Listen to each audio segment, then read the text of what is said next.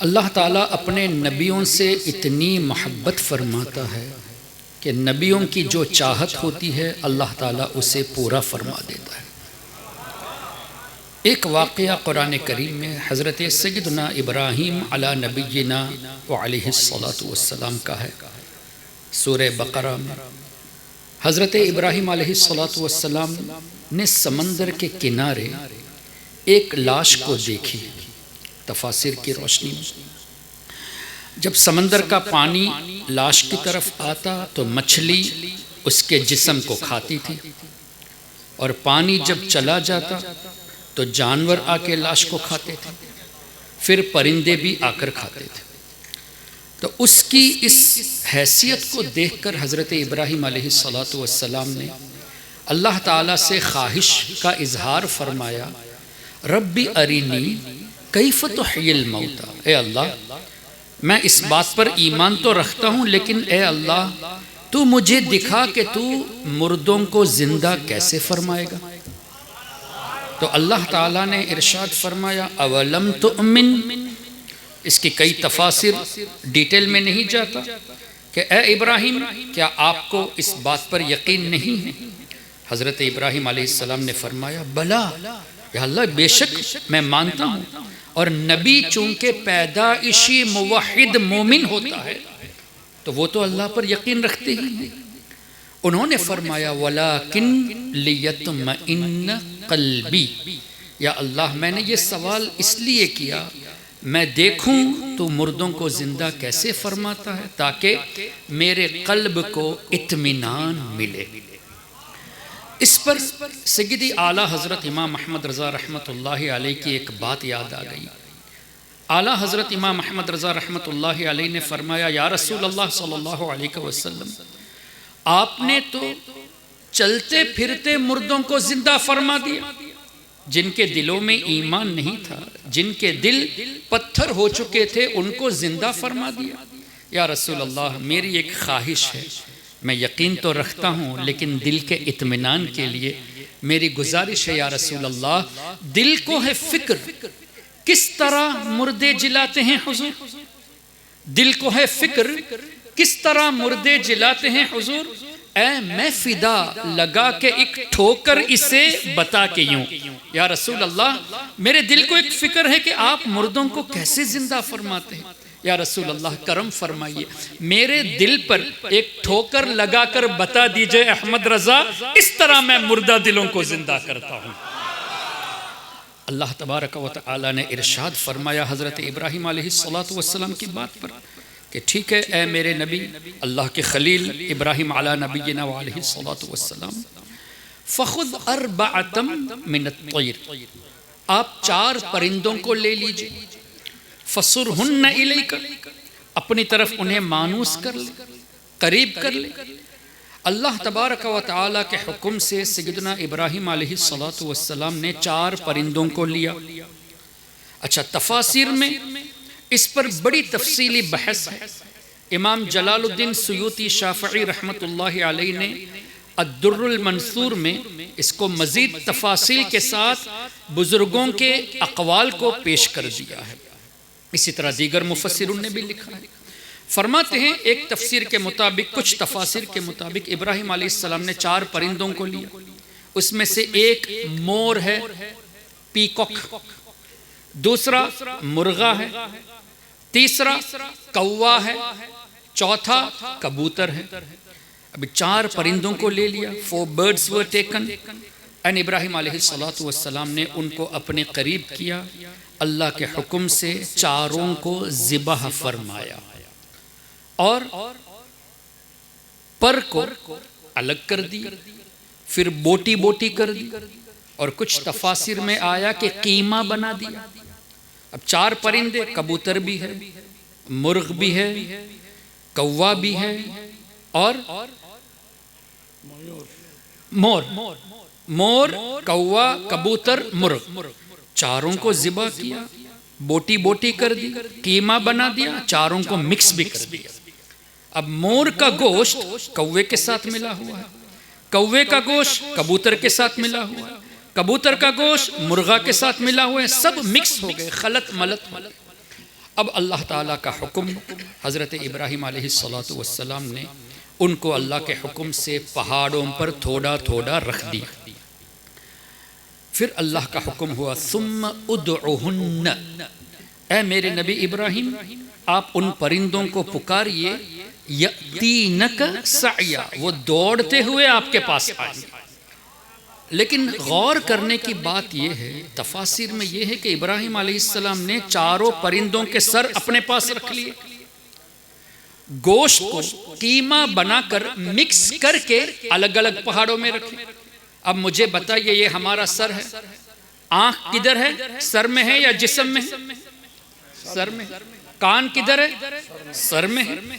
کان ابراہیم علیہ السلام کے پاس ہے، آنکھ بھی ابراہیم علیہ السلام کے پاس ہے، لیکن پر، ہڈی، بوٹی یہ مکس ہو کر الگ الگ پہاڑوں میں ہے۔ تو ابراہیم علیہ السلام نے اللہ کے حکم سے پکارا، اے کبوتر، اب کان تو یہاں ہے، آنکھ بھی یہاں ہے، لیکن کبوتر کا گوشت جہاں جہاں پہاڑوں میں الگ الگ تھا، دوسرے گوشت سے مکس ہوا تھا، سب تھوڑا تھوڑا کر کے جمع ہو گئے اور پرندے کی شکل بن کر کبوتر ابراہیم علیہ السلام کی بارگاہ میں دوڑتا ہوا آیا۔ اچھا، دوڑنے کے لیے دیکھنا ضروری ہے کہ ابراہیم علیہ السلام کس ڈائریکشن میں ہے، لیکن آنکھ کے بغیر پرندے نے ابراہیم علیہ السلام کو دیکھا، اور کان کے بغیر سنا، کان یہاں، آنکھ یہاں، لیکن بوٹیوں نے کان کے بغیر سنا، آنکھ کے بغیر دیکھا، اور پتہ بھی ہے کہ ابراہیم علیہ السلام کی آواز آئی اور نبی کا حکم، ابراہیم علیہ السلام رسول بھی ہیں، تو قرآن میں اللہ نے فرمایا وَمَا أَرْسَلْنَا مِن رَسُولٍ إِلَّا لِيُطَاعَ بِإِذْنِ اللَّهِ، اللہ کے حکم سے تمام رسولوں کی اتباع کی جائے گی۔ رسول کی اتباع سب پر فرض ہے، تو جانور اگرچہ موت کے اس میں آ گیا ہے، موت تو ہو چکی نا، گلا یہاں پر ہے، سر یہاں پر ہے، موت کے بعد بھی نبی کا حکم سننا فرض تھا، اور بوٹیوں نے سن کر جمع ہو کر ابراہیم علیہ السلام کے پاس حاضر ہوئے۔ تو کبوتر آ گیا بغیر سر کے، مرغ بھی بغیر سر کے آ پہنچا، مور بھی بغیر سر کے آ پہنچا، اسی طرح اللہ تبارک و تعالی کے نبی کے حکم سے کوا بھی بغیر سر کے آ پہنچا۔ اب حضرت ابراہیم علیہ السلام نے اپنا مبارک ہاتھ پھیرا، سر کو جسم سے جوڑ دیا، اللہ کے حکم سے زندہ ہو کر اڑنے لگا۔ اب اس میں کچھ باتیں غور کرنے کی۔ ایک بات تو یہ ہے کہ ابراہیم علیہ السلام نے زندہ پرندوں کو نہیں پکارا، مردہ پرندوں کو پکارا۔ تو پکارنا یہ شرک نہیں بلکہ اللہ کے حکم سے ہے۔ تو مردہ پرندہ بغیر کان کے نبی کی آواز سن سکتا ہے، یعنی اللہ نے نبی کی آواز میں ایسی طاقت رکھی ہے کہ اللہ کے نبی کے حکم سے اللہ تبارک و تعالی ان لوگوں کو سننے کی طاقت عطا فرماتا ہے۔ تو جب مردہ پرندے یہ سن بھی سکتے ہیں، دیکھ بھی سکتے ہیں، وہ بھی بغیر سر کے، جن کو اللہ نے فرمایا وَلَا تَقُولُوا لِمَنْ يُقْتَلْ فِي سَبِيلِ اللَّهِ أَمْوَاتٍ، اللہ کی راہ میں جو شہید ہوئے ان کو مردہ نہ کہو، تو وہ تو زندہ ہیں، تو زندوں کے سننے پر اعتراض کرنا یہ صرف اور صرف نجدی اور دیوبندیوں کا کام ہے، یہ قرآن کے ماننے والوں کا کام نہیں ہے۔ پھر اللہ نے مزید ارشاد فرمایا وَلَا تَحْسَبَنَّ الَّذِينَ قُتِلُوا فِي سَبِيلِ اللَّهِ أَمْوَاتًا، جو اللہ کی راہ میں شہید ہوئے ان کو مردہ سوچو مت۔ اب مجھے بتائیے، سوچنے سے منع فرمایا، کہنے سے منع فرمایا؟ اب مثال کے طور پہ حضرت فاروق اعظم سیدنا عمر ابن خطاب رضی اللہ عنہ شہید ہیں، تو اگر کوئی کہے کہ عمر ابن خطاب مردہ ہے تو قرآن کے خلاف ہوا یا نہیں؟ حضرت عثمان غنی رضی اللہ عنہ شہید ہوئے، اگر کوئی کہے کہ حضرت عثمان غنی مردہ ہے، قرآن کے خلاف، حالانکہ موت کا مزہ چکھ چکی۔ اس کے بعد بھی اللہ فرماتا ہے کہ مردہ کہو بھی مت، سوچو بھی مت۔ حضرت مولا علی مشکل کشا، حضرت امام علی مقام یہ شہداء میں سے ہیں، حضرت امیر حمزہ رضی اللہ عنہ شہداء میں سے ہیں۔ تو کیا پتا چلا موت کا مزہ چکھنے کے بعد اللہ تبارک و تعالی مردہ کہنے سے بھی منع فرمایا، سوچنے سے بھی منع فرمایا۔ اب جو اللہ کے نبی کے دین پر چلتے ہوئے اللہ کی راہ میں جان دے دی، انہیں سوچنے سے منع کیا، اور آج دیوبندیوں نے اپنی کتاب میں نبی کو مردہ لکھا، مر کر مٹی میں مل گئے لکھا۔ کتنی بڑی جرت کی بات ہے۔ کس نے لکھا؟ اسماعیل دہلوی نے تقویت الایمان میں لکھا کہ نبی کریم صلی اللہ علیہ وسلم معاذ اللہ مر کر مٹی میں مل گئے، اور اللہ کے نبی فرماتے ہیں الانبیاء احیاء فی قبورہم یصلون، اللہ کے تمام نبی اپنی قبروں میں حیات ہیں، نماز بھی پڑھتے ہیں۔ ہمارے نبی فرماتے ہیں تمام نبی حیات ہیں، اور دیوبندی لکھتا ہے کہ نبی مردہ ہے۔ تو ہم نبی کی بات کو سنیں یا ان نجدیوں کی بات کو سنیں؟ خیر، میں یہ عرض کر رہا تھا، ایک تو یہ پتا چلا کہ اللہ تبارک و تعالیٰ کے نیک بندوں کو اللہ ہی سننے کی طاقت عطا فرماتا ہے۔ پھر مزید یہ، جو علماء شہید نہیں ہوئے، صحابہ کی بات الگ ہے، ہم بعد والوں کی بات کرتے ہیں، جو اکابر شہید نہیں ہوئے لیکن اپنے نفس کے ساتھ جہاد فرمایا، جبکہ نبی پاک صلی اللہ علیہ وسلم جنگ احد کے بعد کیا یہ نہیں فرمایا حضور نے رجعنا من جہاد الاصغر الى جہاد الاکبر، ہم اصغر جہاد سے بڑے جہاد کی طرف جا رہے ہیں؟ او کما قال، کیا پتا چلا نفس سے جہاد کرنا یہ جہاد اکبر ہے۔ تو مجھے بتائیے، جنہوں نے اپنی جان دے دی ان کو مردہ کہنے سوچنے سے منع فرمایا، تو جنہوں نے اپنے نفس سے جہاد کیا ان کو مردہ کیسے ہم کہہ سکتے ہیں؟ پھر مزید حدیث پاک کی روشنی میں حضور علیہ السلام کا مبارک فرمان، جس کا مفہوم یہ کہ کل بروز قیامت شہید کے خون کو جب تولا جائے گا تو شہید کے خون سے زیادہ وزنی علماء کا انک ہوگا، سیاہی ہوگی۔ تو علماء کی سیاہی، علماء کا مطلب یہ نہیں کہ آج کل جو شیخ الحدیث ان کے مدرسے میں بنے وہ علماء کی بات نہیں ہے، بلکہ علماء الربانیین کی بات ہے، جیسے سیدنا امام غزالی رحمت اللہ تعالی علیہ، سیدنا امام فخر الدین رازی رحمت اللہ علیہ، سیدنا امام جلال الدین سیوطی رحمت اللہ علیہ، سیدنا امام جلال الدین رومی رحمت اللہ علیہ، بڑے بڑے علماء کی بات ہے، ائمہ کرام کی بات ہے۔ تو ان کا جو قلم ہے، قلم کی جو سیاہی ہے، وہ شہید کے خون سے زیادہ وزنی ہے۔ اچھا، پھر حدیث پاک کی روشنی میں یشفع یوم القیامت ثلاث، الانبیاء ثم العلماء ثم الشہداء، بروز قیامت تین گروہ شفاعت کریں گے، اللہ کے انبیاء، علماء، پھر شہداء۔ اب حضور علیہ السلام کے فرامین کی ترتیب دیکھیں گے تو انبیاء کے بعد علماء پھر شہداء، تو کیا پتا چلا ان شہداء سے، غیر صحابہ کی بات ہو رہی ہے، شہداء سے علماء افضل ہے۔ تو جب شہید حیات ہے تو اکابر علماء کو مردہ کہنا یہ کتنی بڑی بے وقوفی ہے۔ تو اس سے یہ پتا چلا کہ جتنے ہمارے اکابر اولیاء کرام ہیں وہ بھی اپنی مبارک قبروں میں حیات ہیں، ان کو بھی مردہ کہنا منع ہے اور مردہ سوچنا بھی منع ہے۔ اچھا، پھر مزید کیا پتا چلا؟ حضرت ابراہیم علیہ السلام نے جن چار پرندوں کو لیا، ان چاروں میں ایک ایک کوالٹی ہے، ایک ایک خاصیت، ایک ایک ان کے اندر کوالٹی پائی جاتی ہے۔ عرفاء نے لکھا، عارفین نے لکھا، صوفیاء کرام نے لکھا کہ کبوتر کے اندر پرواز چونکہ وہ اونچائی سے کرتا ہے، اس کے اندر اپنی پرواز پہ فخر ہے۔ مرغا، اس کے اندر شہوت زیادہ ہے۔ مور، اس کو اپنے چہرے کی خوبصورتی پر فخر ہے۔ اور مرغ، کوے کے اندر لالچ اور حرص ہے۔ تو حضرت ابراہیم علیہ السلام نے ان چاروں پرندوں کو ذبح کر کے ایک سبق یہ دیا کہ اپنے اندر اگر تمہیں خوبصورتی کا فخر ہے تو اس فخر کو تم ہٹا دو، اس کو ذبح کر دو، تم کامیاب بن جاؤ گے۔ اپنے اندر کسی کے لیے، کسی کو دیکھ کر حرص ہے، لالچ ہے، تو اس لالچ کی جو نحوست ہے اس کو ذبح کر دو، تم کامیاب ہو جاؤ گے۔ اور اپنے اندر شہوت ہے جس کی وجہ سے غلط کام ہو رہے ہیں، اللہ اور اس کے رسول کی ناراضگی کے کام ہوتے ہیں، اس شہوت کو ختم کر دو، تم کامیاب ہو جاؤ گے۔ تو کیا پتا چلا؟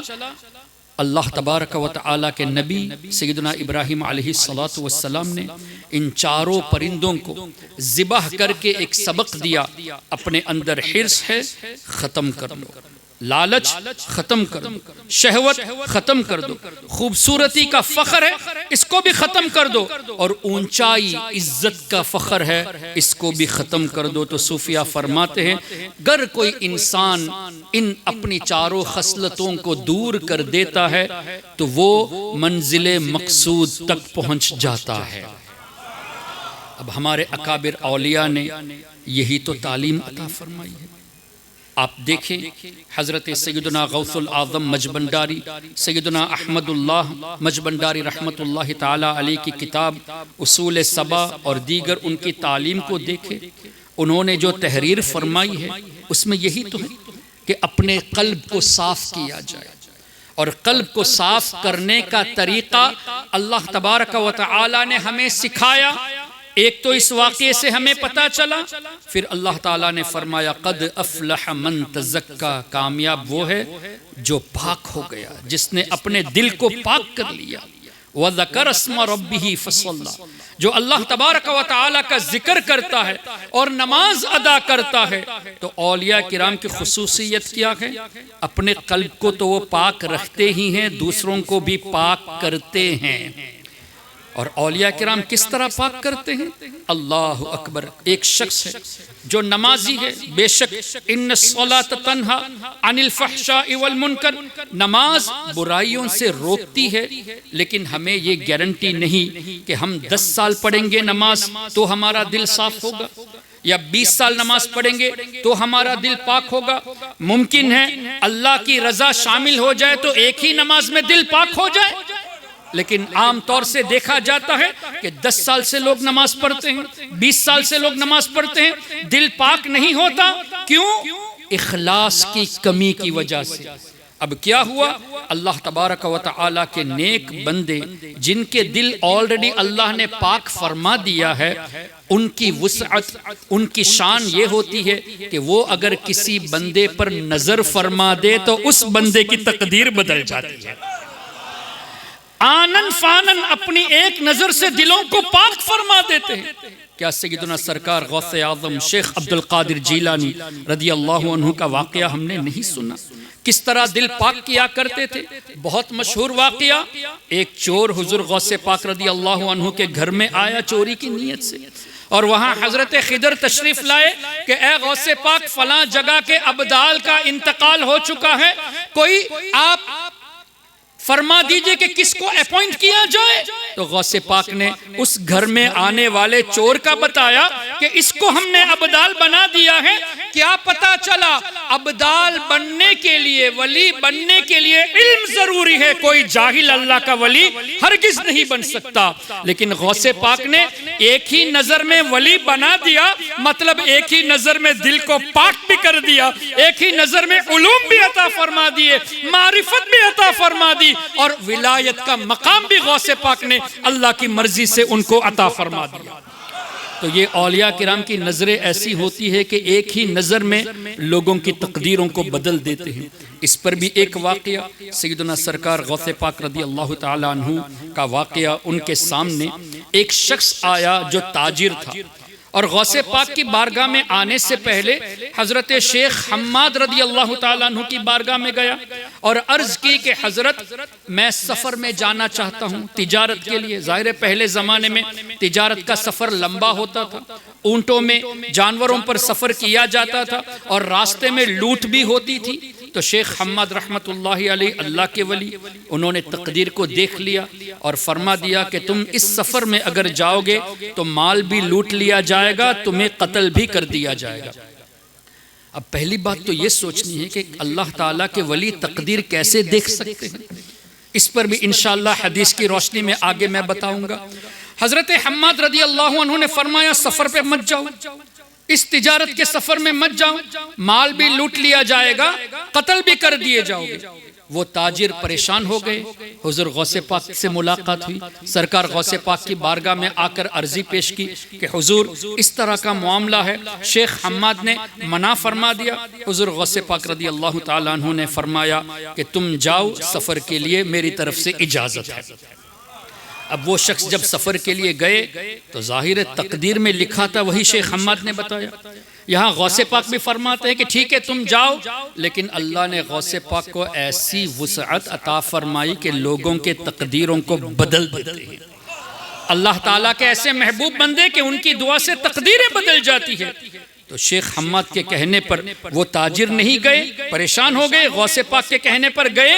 ہوا کیا، راستے میں ان کا سامان کہیں وہ رکھ دیے تھے، بھول گئے تھے، نیند آ گئی اور خواب میں دیکھا کہ مال بھی لوٹ لیا گیا اور اس کو قتل بھی کر دیا گیا۔ یعنی جو واقعات ہونے والے تھے حقیقت میں وہ خواب میں بدل گئے۔ اب تجارت سے کامیاب ہو کر جب بغداد شریف واپس آئے تو شیخ حماد کی بارگاہ میں اس طرح عرضی کی کہ حضور معاملہ سمجھ میں نہیں آتا، آپ نے منع فرمایا، غوث پاک نے اجازت دے دی۔ تو شیخ حماد نے کچھ اس طرح فرمایا او کما قال کہ میں نے جو کہا وہ بھی صحیح تھا، لیکن اللہ تعالیٰ نے غوث اعظم شیخ عبد القادر جیلانی رضی اللہ عنہ کی دعا سے تمہاری تقدیر میں جو واقعی ہونے والا تھا اس کو خواب میں بدل دیا۔ تو اللہ کے اولیاء ایسے لوگوں کی تقدیریں بدلتے ہیں۔ اب ایک سوال یہ پیدا ہوا کہ غوث پاک نے تقدیر کیسے دیکھ لی، شیخ حماد نے تقدیر کیسے دیکھ لی؟ آئیے حدیث سے جواب سنتے ہیں۔ کیا ہمارے نبی صلی اللہ علیہ وسلم نے یہ نہیں فرمایا کہ اللہ نے جب قلم کو پیدا فرمایا تو قلم سے ارشاد فرمایا اکتب، اے قلم لکھو۔ قلم نے سوال کیا اے میرے پروردگار ما اکتب، میں کیا لکھوں؟ تو اللہ کی طرف سے حکم ہوا تقدیر، لوگوں کی تقدیر، مخلوق کی تقدیر کو لکھا جائے۔ تو تقدیر کو قلم نے لوح محفوظ میں لکھ دیا۔ اب تقدیر میں کیا ہے، لوح محفوظ میں کیا ہے؟ ما کان وما یکون، جو کچھ ہو چکا وہ تقدیر میں لکھا ہوا ہے لوح محفوظ میں، اور قیامت تک جو ہونے والا ہے وہ بھی لوح محفوظ میں لکھا ہوا ہے۔ مجھے آپ انصاف سے بتائیے کہ قلم کو اللہ نے یہ علم دیا ہے کہ قلم ما کان وما یکون جانتا ہے، اور لوح محفوظ میں لکھا گیا تو لوح محفوظ بھی تو جانتا ہے کیا ہو چکا اور کیا ہونے والا ہے۔ اللہ اکبر، تمام چیزیں لکھی ہیں۔ اب مجھے بتائیے اللہ نے قلم کو حکم کیوں دیا، لوح محفوظ میں کیوں لکھا گیا؟ کیا معاذ اللہ اللہ بھول جائے گا؟ اللہ بھولنے سے پاک ہے۔ یہ تو دیوبندیوں کا عقیدہ ہے معاذ اللہ کہ اللہ جھوٹ بول سکتا ہے، جیسے رشید احمد گنگوہی نے فتاوی رشیدیہ میں لکھا کہ اللہ جھوٹ بول سکتا ہے، اور اس کی تائید میں خلیل احمد امبیٹوی نے براہین قاطعہ میں لکھا کہ رشید احمد گنگوہی نے جو کہا کون سی غلط بات کہی، یہ تو بزرگوں نے بھی فرمایا کہ اللہ جھوٹ بول سکتا ہے۔ یہ جھوٹ بولا اس لیے کہ کسی بزرگ کا نام نہیں لیا، کسی بزرگ کے نام لیے بغیر کہا، اور کوئی بزرگ ہو ہی نہیں سکتا جو اللہ کے بارے میں جھوٹی صفت کو منسوب کرے، وہ بزرگ ہو ہی نہیں سکتا۔ خیر، تو اللہ تبارک و تعالی بھولنے سے پاک ہے، تو اللہ کے لکھنے میں قلم کے ذریعے لوح محفوظ میں لکھنے کی حکمت کیا ہے؟ تو علماء فرماتے ہیں اللہ کے فرشتے اور اولیاء کو دیکھنے کے لیے کہ لوح محفوظ میں کیا ہے، تاکہ وہ دعائیں کر کے لوگوں کی تقدیروں کو بدل دے۔ اللہ بھولنے سے پاک، اللہ اپنے نیک بندوں کو دکھانے کے لیے لوح محفوظ میں لکھا ہے۔ اب مجھے اور بھی اس کو آسان کر کے پیش کرنا ہے۔ کیا آپ نے کسی نجدی اور دیوبندی سے یہ سنا کہ جب لوح محفوظ میں ما کان وما یکون، جو ہو چکا جو ہونے والا ہے، یہ لکھا ہے تو لوح محفوظ کا علم اور اللہ کا علم برابر ہے؟ کسی نجدی نے یہ کہا؟ قلم کے پاس بھی یہ علم ہے، کیا کسی نجدی نے کہا کہ اللہ کا علم اور قلم کا علم برابر ہو گیا؟ لیکن اے نجدیوں، شرم آنی چاہیے۔ ہم جب کہتے ہیں کہ اللہ نے حضور کو ما کان و ما یکون کا علم دیا تو تم کہتے ہو کہ اللہ کے برابر، تو نبی کی بات پہ تمہیں یہ یاد آیا، قلم اور لوح محفوظ کی بات پہ یاد نہیں آیا؟ اس کا مطلب یہ ہے کہ بغض دشمنی ہے تو تمہیں نبی سے دشمنی ہے، نبی سے یہ لوگ دشمنی کرتے ہیں، جبکہ ما کان و ما یکون یہ تو محدود علم ہے، جو ہو چکا، جو ہونے والا، یہ تو لیمیٹڈ ہے، اللہ کے علم کی تو کوئی حد ہی نہیں ہے۔ اگر تم یہ کہتے ہو کہ ما کان و ما یکون کا علم اتنا ہی اللہ کے پاس ہے تو تم غلطی کرتے ہو اللہ کے علم کو محدود کر کے۔ اور مفسرون نے الرحمن علم القرآن خلق الانسان علمہ البیان، اسی طرح وعلمک ما لم تکن تعلم، ان آیات کریمہ کے تحت امام طبری ہو، امام بیداوی ہو، امام نصفی ہو، بڑے بڑے مفسرون نے لکھا کہ اللہ نے حضور کو علم الاولین والآخرین سب کچھ سکھا دیا، ما کان وما سیکون الی یوم القیامہ، جو ہو چکا وہ بھی سکھا دیا، قیامت تک جو کچھ ہونے والا ہے وہ بھی سکھا دیا۔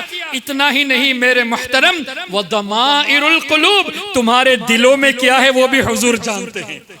اللہ نے حضور کو لوگوں کے دلوں کے حالات سے بھی واقف کر دیا، اور اتنا کر دیا کہ حضور علیہ السلام فرماتے ہیں اللہ نے مجھ پر خاص کرم فرمایا، تمام چیزیں فتجلی لی کل شیء، تمام کائنات کی چیزیں میرے سامنے روشن ہو گئی۔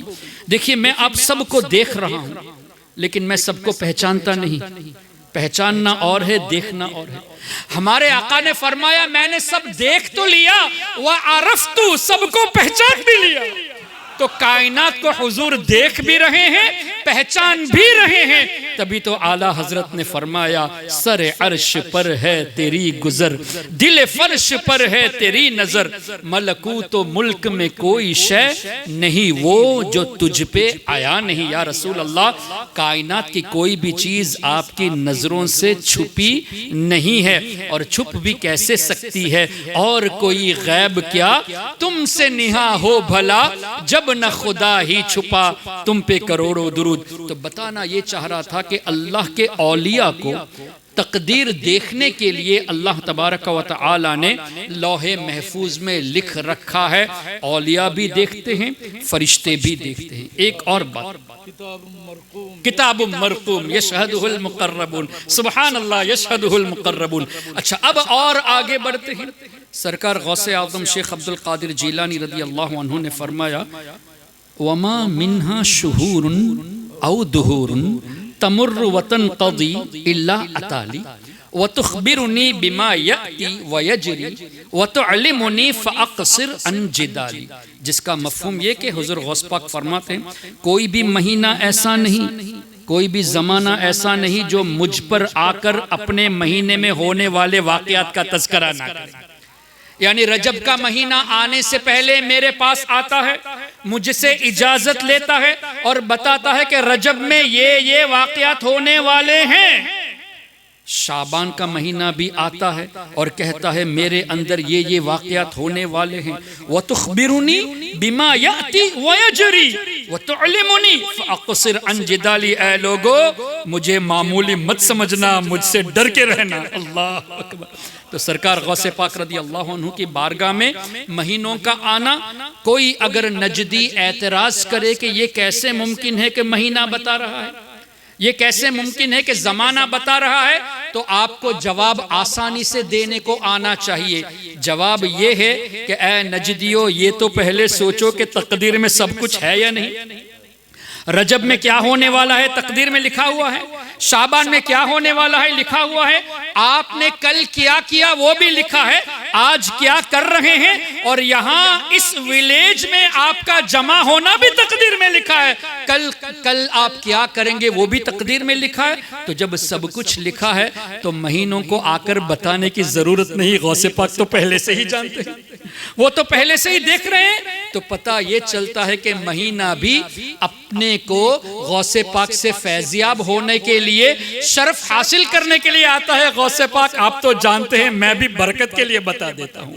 زمانہ جانتا ہے کہ اے غوث پاک آپ تو جانتے ہیں میں برکت کے لیے آپ کی بارگاہ میں حاضر ہوں۔ تو غوث پاک کے صدقے میں اللہ تبارک و تعالی نے اپنے اولیاء کرام کو بھی یہ وسعت نظر عطا فرمائی کہ وہ جب آنکھ اٹھاتے ہیں تو لوح محفوظ کو دیکھتے ہیں۔ انہی اولیاء کاملین میں سے حضرت سیدنا غوث العظم مجبنداری سید احمد اللہ شاہ رحمت اللہ تعالی علیہ بھی ہیں، جو کہ ان کی کتابوں سے، ان کے واقعات سے، ان کے کرامات سے ہمیں پتہ چلتا ہے کہ اللہ تبارک و تعالی نے کتنا اونچا مقام انہیں عطا فرمایا کہ ان کا لقب تب سے لے کر آج تک غوث العظم مجبنداری کہا جاتا ہے۔ اب اس طرح کے القاب اولیاء کرام کو جب دیا جاتا ہے، اگر فیک ہوتے تو یہ لوگ بھول بھی جاتے، سچائی نہ ہوتی تو لوگوں کے ذہنوں سے بات نکل جاتی۔ یہ حقیقت ہے اللہ تبارک و تعالیٰ کے وہ عظیم بندے ہیں، نیک بندے ہیں، تبھی تو ان سے آج پوری دنیا فیضیاب ہو رہی ہے۔ یہاں تک کہ اللہ کے رسول صلی اللہ علیہ وسلم ارشاد فرماتے ہیں، جس کا مفہوم یہ حدیث قدسی، اللہ فرماتا ہے اولیائی تحت قبائی، میرے اولیاء یہ میری رحمت کے سائے میں ہیں، لا یعرفہم غیری، اور میرے سوا انہیں کوئی نہیں جانتا۔ تو اولیاء کرام کے مقام کو ہم کیسے جان سکتے ہیں جبکہ اللہ تعالیٰ نے انہیں خاص مقام عطا فرمایا ہے؟ تو ان اولیاء کرام کی غلامی یہ ہمارے لیے ذریعہ نجات ہے۔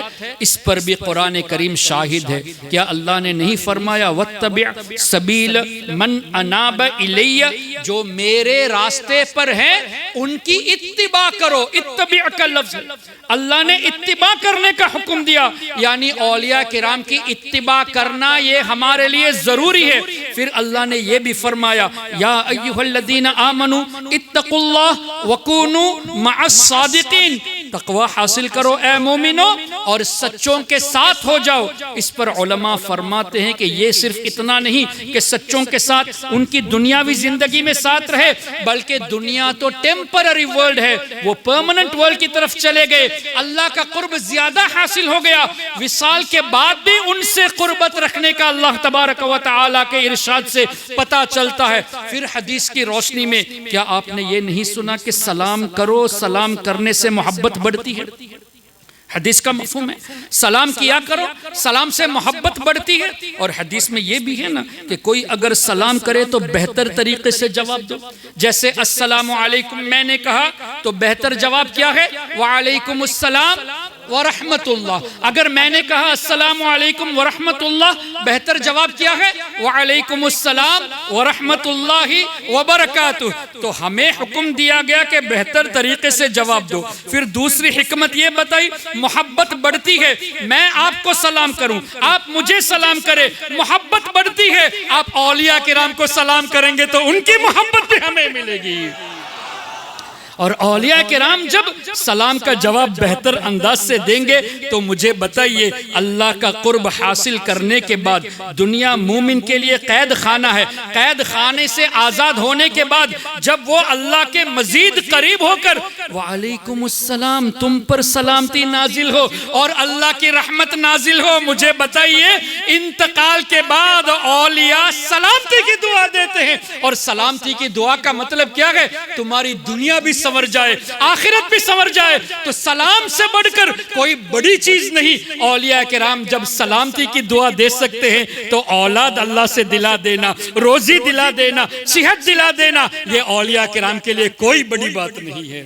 اس لیے کہ سلامتی میں سب کچھ آ گیا۔ پھر سلام سے محبت بڑھتی ہے، جتنا زیادہ آپ حضرت سیدنا غوث العظم مجبنداری کی بارگاہ میں سلامی پیش کریں گے، جتنا زیادہ آپ شاہ امانت کی بارگاہ میں سلام پیش کریں گے، جتنا زیادہ آپ شاہ جلال کی بارگاہ میں اور دیگر حضرت عیسیٰ پوری رحمت اللہ علیہ دیگر بزرگوں کی بارگاہ میں جتنا زیادہ سلام پیش کریں گے، ان کی توجہ اتنی زیادہ آپ پر ہوگی۔ جب اللہ کا ولی آپ کے لیے دعا کر دیں گے تو آپ کی تو دنیا بھی سنور سنور جائے گی اور آخرت بھی سنور جائے گی۔ کیوں؟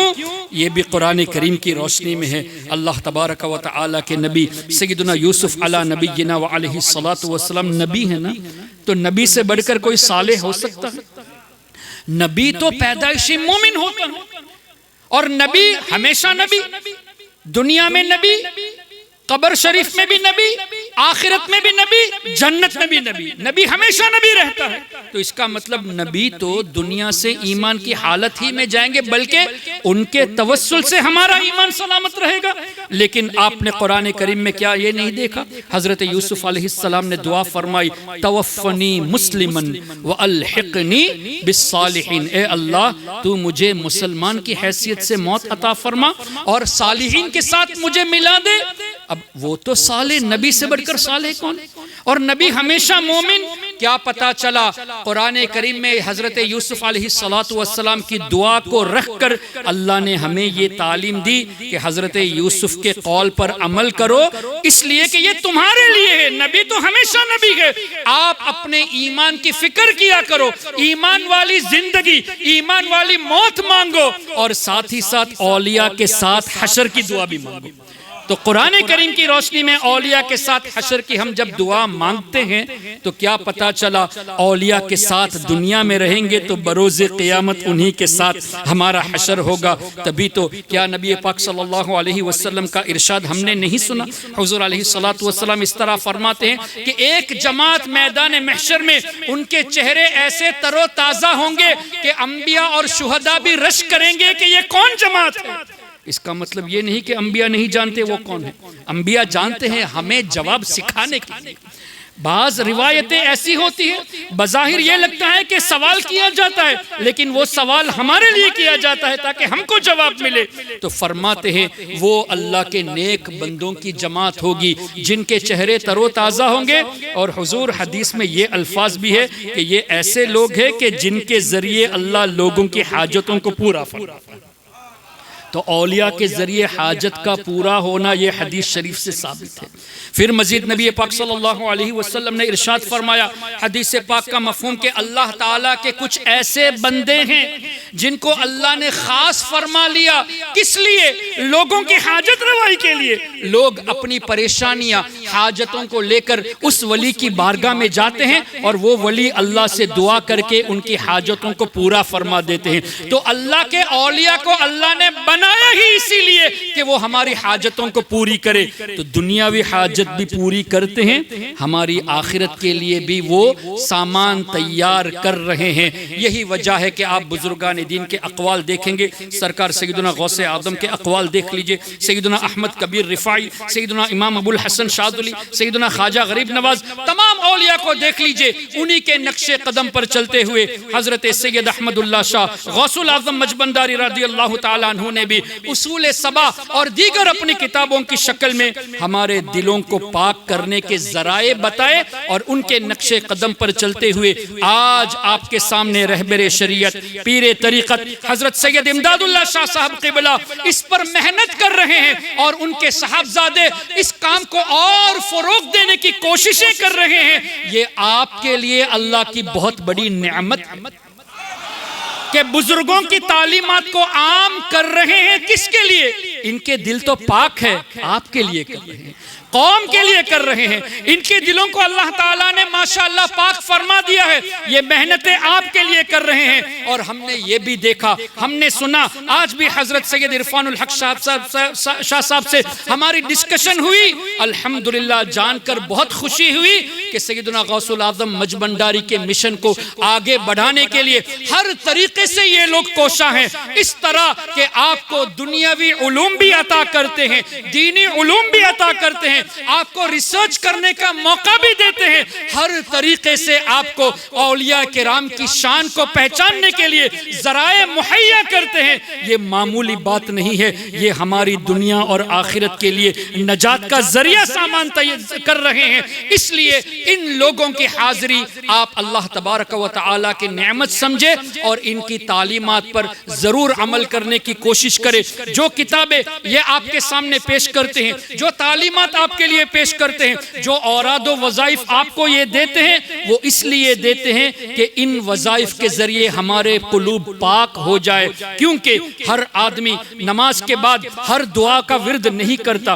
ہم قرآن کریم میں بہت ساری دعائیں ہیں، ہم روزانہ ہر دعا کو نہیں پڑھتے، لیکن ہمارے بزرگوں نے حداد راتب کی شکل میں، جلالیہ راتب کی شکل میں، دیگر اوراد کی شکل میں کچھ وظائف عطا فرما دیے، جیسے جمعرات کو آپ کی خانقاہوں میں پڑھا جاتا ہے، کچھ اوراد و وظائف پڑھے جاتے ہیں۔ اس کا مقصد کیا ہے کہ عوام اللہ تبارک و تعالی سے ذکر کو اپنے قلوب کو پاک کرتے رہیں، جس میں اعوذ بکلمات اللہ التامات من شر ما خلق جو حدیث میں مذکور دعا ہے، اسی طرح استغفر اللہ رب البرایا ونستغفر اللہ من الخطایا حدیث کی روشنی میں استغفار کرنے کی برکتیں ہیں۔ اسی طرح یا قوی یا متین اکفی شر الظالمین، اے قوی اے متین ہمیں ظالموں کے شر سے بچا۔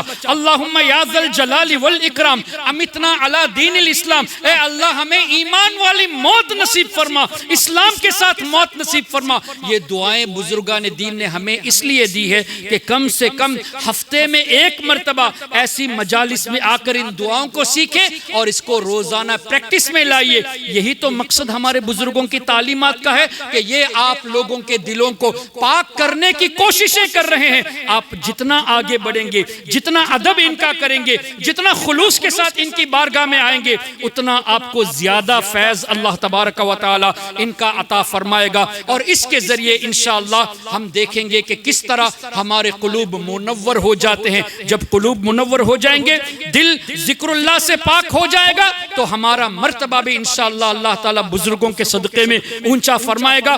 آخر میں ایک حدیث پاک پیش کر دیتا ہوں تاکہ بزرگوں کی فضیلت بھی معلوم ہو جائے۔ کیا اللہ کے رسول صلی اللہ علیہ وسلم کا یہ مبارک فرمان نہیں ہے؟ صحیح مسلم کی حدیث ہے جس کا مفہوم یہ کہ اللہ تعالیٰ کے کچھ فرشتے ایسی محفل کو دیکھتے ہیں جہاں اللہ کا ذکر ہوتا ہے، اور کچھ فرشتے ایسے ہیں جو درود پاک کی محفل کو ڈھونڈ کر آتے ہیں۔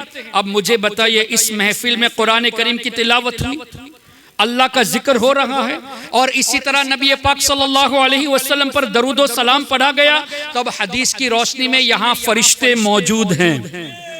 اور کیسے موجود ہیں؟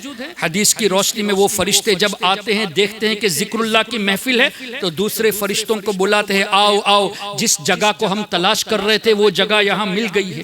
پھر اپنے نورانی پر سے ہم سب کو کور کر دیتے ہیں۔ یہاں سے 15 فیٹ اونچائی پر یہ ہوگا چھت، لیکن فرشتے آسمان تک اپنی رحمت کے پر سے ہمیں کور کر دیتے ہیں۔ تو آسمان تک اس وقت فرشتوں کے پروں کے نیچے ہم ہیں۔ پھر جب اللہ کی بارگاہ میں فرشتے حاضری دیتے ہیں، اللہ تو سب کچھ جانتا ہے، لیکن اللہ یہ سوال فرماتا ہے، اے میرے فرشتوں کہاں سے آ رہے ہیں؟ تو فرشتے اس طرح کہیں گے کہ یا اللہ تیرے بندے ذکر کر رہے تھے، اس ذکر کی محفل سے ہم آ رہے ہیں۔ تو اللہ پوچھتا ہے کہ کیا میرے بندوں نے مجھے دیکھا ہے؟ جبکہ اللہ جانتا ہے کسی نے نہیں دیکھا۔ صرف حضور علیہ السلام کو یہ خصوصیت کہ دنیاوی زندگی میں اللہ کا دیدار فرمایا، اللہ تو جانتا ہے، لیکن دیکھو کس طرح اللہ ہم پر نظر رحمت فرماتا ہے۔ فرشتے کہتے ہیں یا اللہ تجھے تو نہیں دیکھا، تو اللہ پوچھتا ہے اگر مجھے دیکھ لیں گے؟ تو فرشتے جواب دیتے ہیں یا اللہ تجھے دیکھ لیتے تو اور بھی زیادہ عبادت کرتے۔ اچھا، پھر ہم نے جنت کی دعا یہاں کی نا کہ نبیوں کے ذریعے وسیلے سے، اولیاء کے وسیلے سے جنت کی دعا کی، تو فرشتے سے اللہ پوچھتا ہے میرے بندے مجھ سے کیا مانگ رہے تھے؟ جیسے ہم کہتے ہیں اللہم انا نسألک الجنہ، تو اللہ پوچھتا ہے کہ کیا انہوں نے جنت دیکھی؟ آپ نے جنت دیکھی ہے؟ ہم نے کسی نے نہیں دیکھی۔ جنت کو اس لیے مانتے ہیں کہ حضور نے دیکھا اور ہمیں بتایا۔ ہمارے لیے جو غیب ہے وہ حضور کے لیے غیب نہیں ہے۔ تو جنت ہم مانگتے ہیں، اللہ فرماتا ہے اگر جنت دیکھ لیتے تو فرشتے کہیں گے اور بھی زیادہ عبادت کرتے۔ پھر ہم یہ بھی کہتے یا اللہ ہمیں جہنم کے عذاب سے بچا، تو فرشتے کہیں گے یا اللہ جہنم سے پناہ مانگتے تھے۔ اللہ پوچھتا ہے کیا جہنم کو دیکھا ہے؟ فرشتے کہیں گے نہیں، اگر دیکھ لیتے تو اور بھی گناہوں سے دور ہو جاتے۔ پھر اللہ فرماتا ہے کہ اے میرے فرشتوں گواہ رہنا، میں نے ان سب کو بخش دیا ہے۔ ذکر کی محفل کی برکت، درود پاک محفل کی برکت۔ پھر فرشتے کہیں گے یا اللہ اس محفل میں ایک آدمی ایسا بھی تھا جو کسی اور کام سے آیا تھا، مقصد محفل کے لیے نہیں تھا، کسی اور کام سے آیا تھا، محفل میں شریک ہو گیا، تو اللہ فرماتا ہے یہ ذکر کرنے والے ایسے سعید ہے، ایسے خوش نصیب ہیں کہ ان کے صدقے میں اس کی بھی بخشش۔ اللہ اکبر۔ یہ حدیث کا مفہوم کیا پتا چلا؟ اللہ کا ذکر کرنے سے ہماری تو بخشش ہوتی ہے، ہمارے صدقے میں دوسروں کی بھی بخشش ہو جاتی ہے جو شریک ہو جاتے ہیں۔ تو جب ہمیں اتنی فضیلت ملتی ہے تو جن کا دل آلویز اللہ کی یاد میں رہتا ہے ان کی کتنی برکتیں ہوں گی، ان پر کتنی اللہ کی رحمتیں ہوں گی۔ اور اولیاء اللہ ان کے بارے میں تو حدیث میں آ گیا کہ مومن کی قبر جنت کے باغوں میں سے ایک باغ ہے۔ تو مومن کی قبر جنت کے باغوں میں سے باغ ہے تو اولیاء کی قبر تو جنت کا کتنا بڑا باغیچہ ہوگا۔ اب کیا پتا چلا؟ مجھے بتائیے جنت میں رحمت اترتی ہے یا عذاب اترتا ہے؟ رحمت اترتی ہے تو آپ غوث العظم مجبنداری کے دربار میں جائیں گے تو رحمت کے سائے میں آپ ہیں۔ کیوں؟ جنت کے باغ کے قریب آپ کھڑے ہیں، اور وہ ایسے اولیاء ہیں جنہوں نے اپنے قلوب کو پاک کر لیا، اور اللہ کی عطا سے ہم سب کے دلوں کو منور فرماتے ہیں۔ اس لیے اولیاء کرام کی تعظیم ہمیں ہمیشہ کرنی چاہیے۔ اولیاء کرام کے صدقے میں ہمارے ایمان کی دعا کرنی چاہیے۔ وہ بھی بخاری شریف کی حدیث سے پیش کر کے میں رخصت ہو جاؤں گا۔ کیا ہمارے آقا صلی اللہ علیہ وسلم نے نہیں فرمایا؟ کتاب بخاری شریف میں سونے کے باب میں یعنی سلیپنگ کے باب میں یہ حدیث ہے۔ آپ لوگ دعا پڑھتے ہوں گے اللہم بسمک اموت و احیا۔ اسی طرح ایک اور دعا ہے، ہمارے نبی نے کچھ اس طرح فرمایا، سونے سے پہلے اپنے بستر کو صاف کر لو، جھاڑ لو، پھر یہ دعا پڑھو، بسمک ربی وضعت جنبی وبک ارفع۔ اے اللہ میں تیرے نام سے سونے جا رہا ہوں، اور اے اللہ میں جب صبح اٹھوں گا تو تیرے کرم سے اٹھوں گا۔ ان امسکت نفسی فرحمھا، یا اللہ اگر نیند میں مجھے موت آ جائے تو تو میری مغفرت فرما دینا۔ کتنی پیاری دعا۔ اور آگے حضور نے تعلیم فرمائی وَإِنْ أَرْسَلْتَهَا فَاحْفَظْهَا، اے اللہ اگر میری روح کو واپس لوٹا دی، میں صبح اٹھ گیا تو تو میرے روح کی حفاظت فرمانا، میرے ایمان کی حفاظت فرمانا۔ حدیث میں نے انکمپلیٹ جان بوجھ کر پڑھی تاکہ ایمفسائز کیا جائے۔ وَإِنْ أَرْسَلْتَهَا فَاحْفَظْهَا میں ختم نہیں فرمایا حضور نے، بلکہ فَاحْفَظْهَا بِمَا تَحْفَظْ بِهِ عِبَادَكَ الصَّالِحِينَ، یا اللہ جیسے نیک بندوں کی حفاظت فرماتا ہے میرے ایمان کی حفاظت فرما۔ تو حضور علیہ السلام نے ایمان کی حفاظت کے لیے اولیاء کرام کا وسیلہ ہمیں سکھایا۔ تو اولیاء کرام کے وسیلے سے ایمان جیسی عظیم دولت وسیلے سے جائز ہے، تو دنیاوی چیزیں اولیاء کے وسیلے سے کیسے شرک ہو سکتا ہے، کیسے حرام ہو سکتا ہے؟ یہی تعلیمات ہمارے بزرگان دین آپ کو دیتے ہیں تاکہ اس طرح کی باتیں سن کر آپ اپنے عقیدے کو سنواریں۔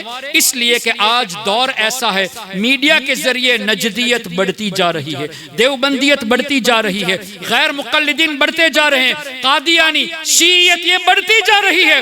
بزرگوں کے سائے میں رہیں گے تو انشاءاللہ اللہ تعالیٰ ان کے صدقے میں ہماری حفاظت فرمائے گا، اور اس حفاظت میں انشاءاللہ ایمان کی تو اصلاح ہوگی، اعمال کی بھی اصلاح ہوگی۔ اللہ تعالیٰ ہم سب کو نبی پاک صلی اللہ علیہ وسلم کی شفاعت عطا فرمائے۔ سیدنا سرکار غوث العظم مجبنداری کے صدقے میں اللہ تعالیٰ ہمارے قلوب کو منور فرما دے، اور اللہ تعالیٰ ہمیں ایمان والی زندگی، ایمان والی موت، اور موت کے وقت سرکار غوث اعظم شیخ عبد القادر جیلانی کا دیدار نصیب فرمائے، اور بروز محشر اللہ تعالیٰ صالحین کے زمرے میں ہمارا حشر فرمائے، اور نبی پاک صلی اللہ علیہ وسلم کے مبارک ہاتھوں سے حوض کوثر کا جام نصیب فرمائے۔ اور اے اللہ جس طرح دنیا میں تیرے حبیب کا غلام بنا کر رکھا ہے، کل جنت میں بھی حضور کا خادم بنا کر رکھ۔ وآخر دعوانا ان الحمد للہ رب العالمین۔ سبحانک اللہم وبحمدک، اشہد ان لا الہ الا انت، استغفرک واتوب الیک۔ السلام علیکم ورحمۃ اللہ وبرکاتہ۔